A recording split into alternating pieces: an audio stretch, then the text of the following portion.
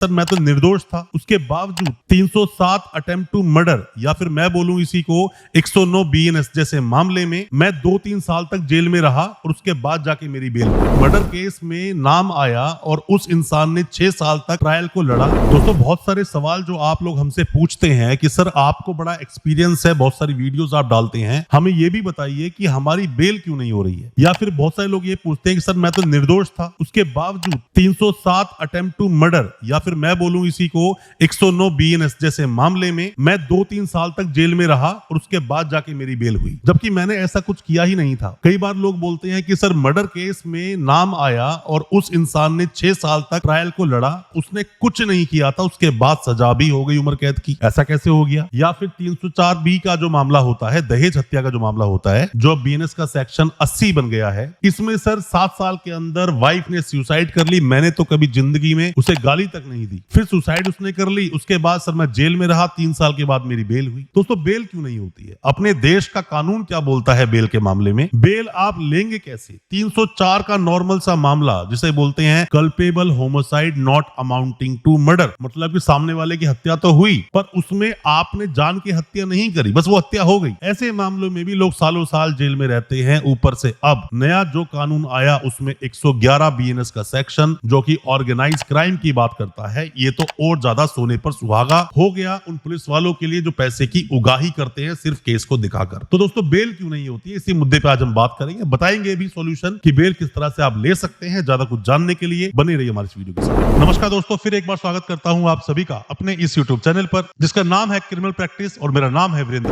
दोस्तों आप में से कोई भी नए वकील साहब हैं, कोई भी लॉ स्टूडेंट है, कोई भी अभी कानून की जानकारी ले रहा है या फिर आप अगर किसी केस में फंस गए हैं, वीडियो बहुत काम का है, वीडियो को अच्छे से और पूरा समझे, पूरा देखें, क्योंकि हम आपको वो सब बता रहे हैं जो हमारा पर्सनल एक्सपीरियंस है दिल्ली के कोर्ट्स में फाइट करने का, Delhi supreme court, high court में जो हम केसेस लड़ते हैं या दूसरे स्टेट्स के हाई कोर्ट्स में जाके जो केसेस लड़ते हैं, उन सभी अपने पर्सनल एक्सपीरियंस के आधार पर ही हम आपको बता रहे हैं। दोस्तों होता क्या है मामला, देखो अपने देश का कानून क्या बोलता है, बड़ा क्लियर सा कानून है कि बोलते हैं कि जब तक किसी का अपराध सिद्ध ना हो जाए तब तक वो इंसान निर्दोष है। अगर निर्दोष है तो उसके बावजूद भी वो इंसान 2-3 साल तक जेल काटता है, उसके बाद जाके उसकी बेल होती है। दोस्तों यहाँ पर ना बड़ा क्लियर सा एक चीज काम करती है जिसको बोलते हैं इंसानियत या हम बोलते हैं ह्यूमैनिटेरियन ग्राउंड। इसमें क्या होता है कि सामने वाले की डेथ हो गई तो जज साहब भी ये देखते हैं कि यार किसी के घर का कोई सदस्य मरा है, मामला बहुत सीरियस है, क्योंकि मर्डर केस के अंदर क्या होता है, सजा सिर्फ 2 ही है। क्या सजा है? या तो उम्र कैद होगी या फिर फांसी होगी, तीसरी तो कोई सजा इसके अंदर है नहीं। 307 में कौन कौन सजा है डिटेल में वीडियो बनाया है। 304 बी दहेज हत्या या फिर हम कहें बीएनएस का सेक्शन 80 डिटेल पर वीडियो अवेलेबल है। 304 जो मामला आईपीसी का था अब 105 बीएनएस का बन गया, डिटेल में वीडियो अवेलेबल है। हमारी उन वीडियोस को देखोगे बहुत जानकारी आपको मिलेगी। दोस्तों होता क्या है कि जब शुरू में कोई अरेस्ट हुआ तो सबसे पहले तो लोग आपको एडवाइस करते हैं, खामा खा के लोग जिन्हें नॉलेज नहीं है, कि आप चार्जशीट का वेट करो। अरे भाई चार्जशीट का वेट क्यों करें जब आपका कोई नाम ही नहीं है केस में? मतलब कि आप बोल रहे हो सर मैं तो पूरी तरह से बेगुनाह हूं, मैं तो वहां था ही नहीं, या मैंने तो इस इंसान को हाथ तक नहीं लगाया, सर मैं तो सिर्फ बचा रहा था, या फिर सर गलती से चोट लगी है उसको, मैंने ऐसा कुछ नहीं किया। ये बहुत सारे मामले हैं। इन चीजों में अगर आपके पास कोई भी एविडेंस है, जिस दिन आपको अरेस्ट कर लिया उसके अगले दिन आप बेल लगा दो अपने एविडेंसेस के साथ, आपकी बेल हो जाएगी, ऐसी कोई दिक्कत नहीं है। अगर एंटीसिपेटरी बेल लेना चाहते हो वो भी ले लो, पर आपके पास ग्राउंड होना चाहिए, मतलब कि बेगुनाही का कोई ना कोई सबूत होना चाहिए। हालांकि देश का कानून ये बोलता है कि अगर आपके ऊपर ये मामले कोई भी दर्ज हुए हैं, सेक्शन में रिपीट कर रहा हूं, समझना ध्यान से, अगर 302 आईपीसी का मामला है जो अब बीएनएस का सेक्शन 103 बन गया, या फिर 307 का मामला है अटेम्प्ट टू मर्डर का जो अब सेक्शन 109 बीएनएस बन गया, या फिर 304 का मामला है आईपीसी का जो अब 105 बन गया। 304 में दोस्तों आपको समझनी पड़ेगी कुछ बातें। 304 में क्या होता है, 304 ए लगा तो थाने से बेल मिल जाएगी, 304 बी लगा तो दहेज हत्या का मामला होता है जो कि अब बीएनएस का सेक्शन 80 बन गया। 304 के ही पार्ट 1 और 2 है, तो इनके अंदर 304 जब सिर्फ अकेली लगती है तो उसके अंदर तो जेल भेज देते हैं उठाकर ये लोग, क्योंकि सजा है उसके अंदर। अब ये सभी जितने भी धाराएं हैं, जितने भी सेक्शंस ये बने हुए हैं, सभी का एक सिंपल सा नियम है कि बर्डन ऑफ प्रूफ किसके ऊपर है? स्टेट के ऊपर। मतलब कि आपने अपराध किया, इसको कौन प्रूव करेगा? स्टेट प्रूव करेगा, पुलिस प्रूव करेगी, स्टेट का जो पीपी साहब कोर्ट में खड़े हैं वो प्रूव करेंगे। आप प्रूव नहीं करोगे कि मैंने मर्डर नहीं किया, मैंने अटेम्प्ट टू मर्डर नहीं किया, या मेरी गलती से मेरी वाइफ ने सुसाइड नहीं की। पर देश का कानून एक बात और बोलता है, आप बेल लगाने के लिए जाओगे, मतलब कि जो कोर्ट में जाएगा वही उस चीज को प्रूव भी करेगा। जैसे कि स्टेट केस लेकर आपका कोर्ट में किया कि इस आदमी ने मर्डर किया, इसने अटेम्प्ट टू मर्डर किया, तो वो प्रूव करेगा जब ट्रायल चलेगा। पर बेल लेने आप जा रहे हो तो आप प्रूव करोगे कि मैंने ऐसा कोई भी कृत्य, ऐसा कोई भी अपराध नहीं किया। इसी चीज में आपके वकील साहब चूक जाते हैं ये चीज प्रूव करने के लिए। और दोस्तों मैं आपसे एक बात बोलना चाहूंगा कि आपका कोई भी केस, किसी भी तरह का केस है, कोई भी ऑनलाइन कंसल्टेंसी चाहते हैं, केस को डिस्कस करना चाहते हैं, दिए गए नंबर पे आप व्हाट्सएप कर सकते हैं, आपको रिप्लाई करेंगे। हो सकता है हमारे किसी एडवाइस से आप अपने केस से बाहर निकल जाएं। एंटीसिपेटरी बेल तो आप ले ही सकते हैं दोस्तों, रेगुलर बेल भी आप ले सकते हैं जैसे ही चार्जशीट लगी। अब होता क्या है ना, कई बार दोस्तों होता क्या है कि लोग फाइनेंशियली बहुत ज्यादा वीक होते हैं, गरीब लोग हैं, तो आप जेल में हैं तो जेल के अंदर ही आपको लीगल एड मिल जाएगी, अंदर सरकारी वकील करें और अपनी बेल को लगवाएं। ये ना सोचें कि बेल लगाऊंगा, डिसमिस हो गई तो आगे क्या करूंगा। बेल को लगवाओ, बेल लगवानी पड़ेगी। और अगर फाइनेंशियली आप खर्चा कर सकते हैं तो प्राइवेट काउंसिल्स को करो, एक्सपीरियंस वकील को करो, जिन्हें नॉलेज हो, जिन्हें एक्सपीरियंस हो इस तरह के केसेस को लड़ने का, उन्हें आप हायर करें, अपने केस को लड़वाएं और बेल लगवाएं। बेल लगवाने में ऐसी कोई बाउंडेशन नहीं है, बेल जब मर्जी, जितनी मर्जी बार आप लगा सकते हैं, जिस मर्जी स्टेज पे लगा सकते हैं। सिर्फ आपके पास कोई सबूत होना चाहिए, या फिर सर्कमस्टांसेस में कोई बदलाव होना चाहिए, या फिर कुछ ग्राउंड में बदलाव होना चाहिए। बहुत बड़ा ग्राउंड होता है। 302 केस में बहुत बार देखता हूं मैं, 304B का जो मामला होता है दहेज हत्या, उसमें भी बहुत बार देखते हैं, या फिर मर्डर केस में बहुत बार ऐसा देखने को मिलता है। अटेम्प्ट टू मर्डर में भी देखने को मिलता है, क्योंकि अब 111 जो एक सेक्शन आ गया BNS का, जो ऑर्गेनाइज क्राइम की बात करता है, जिसमें 2 या 2 से ज्यादा लोग ऐड हो जाते हैं,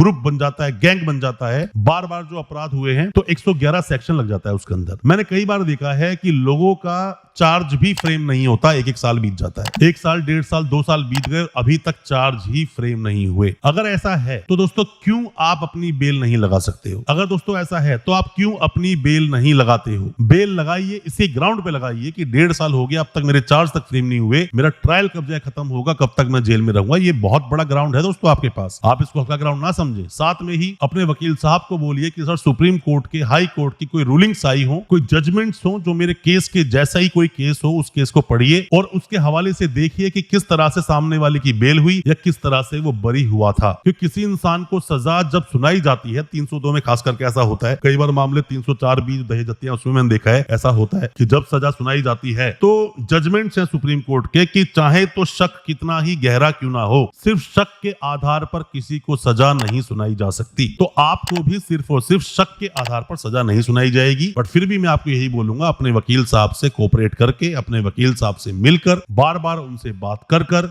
सारे ग्राउंड, सारे डिफेंस आप उनको दीजिए, सब कुछ आप उनको बताइए, वो आपको आपके केस से बाहर जरूर निकाल लेंगे। गलतियां ना करें। सेशन कोर्ट में बेल लगाओ, सेशन कोर्ट से बेल नहीं होती, हाई कोर्ट जाओ, हाई कोर्ट नहीं हुई सुप्रीम कोर्ट जाओ, बेल नहीं हुई दोबारा से रिपीट करो, बेल हो जाएगी। दोस्तों पूरी जिंदगी जेल में रहने से अच्छा है कि आप बेल लगाइए, बाहर आइए, ये आपका अधिकार है। कोई भी किसी भी तरह की एडवाइस चाहते हैं, कोई भी कंसल्टेंसी लेना चाहते हैं, कुछ बात करना चाहते हैं, दिए गए नंबर पर व्हाट्सएप करें, या फिर आप नेक्स्ट वीडियो किस टॉपिक पर चाहते हैं कमेंट बॉक्स में कमेंट करें, हम उस पर वीडियो जरूर लेकर आएंगे और आपके सभी तरह के डाउट्स को क्लियर करने की कोशिश जरूर करेंगे। बहुत बहुत शुक्रिया दोस्तों, धन्यवाद हमारी इस वीडियो के साथ बने रहने।